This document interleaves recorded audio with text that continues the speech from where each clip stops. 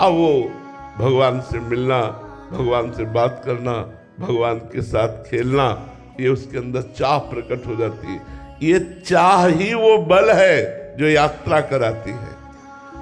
चाह ही, मिलन की चाह ही वो बल है जो बड़े बड़े कष्टों को और बड़े बड़े लौकिक सुखों को दोनों की परवाह न करते हुए वो भगवान की तरफ दौड़ता है उपासक। इस चाह में बल है, इस चाह में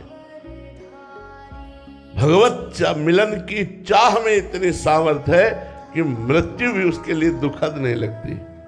मरने से सब जग डरा, मेरो मन आनंद, कब मरी हो कब भेटी हो पूरन परमानंद। मृत्यु भी महोत्सव लगती है और ब्रह्मादिक के सुख भी उसे विष के समान लगते हैं। तो ना कोई सुख और ना कोई दुख उसको रोक नहीं सकता।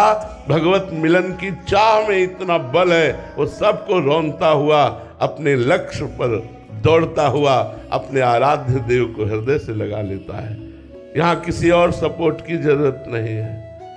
भगवत चाह में, भगवत मिलन की चाह में ही इतनी सामर्थ्य है कि ब्रह्मादिक के भोगों का ऐसे ही वमन की भांति, विष की भांति त्याग कर देता। मर्त्य लोक के भोगों की बात जाने दो, पर पहले वो प्रबल चाह तो प्रकट हो। तो नारायण हरिभजन में ये पांचों न सुहात, विषय भोग, निद्रा, हंसी, जगत प्रीति, बहुबात, इनको पहले छोड़ो। इन्हीं के छोड़ने में समय है, भगवान के मिलन में समय नहीं। वो तो हृदय में बैठे इंतजार कर रहे हैं कि कौन कब हमसे मिलना चाहता है। लेकिन जो भगवान से मिलना चाहता है उसकी केवल एक चाहत होनी चाहिए, केवल श्री भगवान।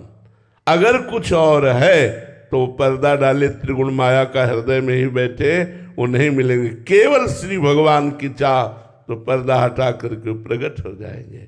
इसलिए भजन मार्ग को पुष्ट करो। भगवत मिलन की चाह में इतनी सामर्थ्य है, वो दुख और सुख दोनों का त्याग करके परमानंद की यात्रा कराता है। किसी और के सपोर्ट की जरूरत नहीं होती, उस चाह में स्वयं इतना बल होता है। महाराज जी, जो आप चाह की बात कर रहे हैं, महाराज जी लंबे समय तक साधना करने के बाद ये चाह आती है। हाँ, ये ऐसे नहीं आती। जब सब विषयों का राग नष्ट हो जाता है तभी ये चाह पैदा होती है। पहले तुम भगवत प्राप्ति के लिए जो विषयों का त्याग करते हैं, अंदर से विषय भोग की इच्छा रहती है, विषयों में सुख बुद्धि रहती है, पर हम भोगते इसलिए नहीं कि हमें भगवान की प्राप्ति करनी, इसे त्याग कहते हैं। फिर विषयों की सानिध्य की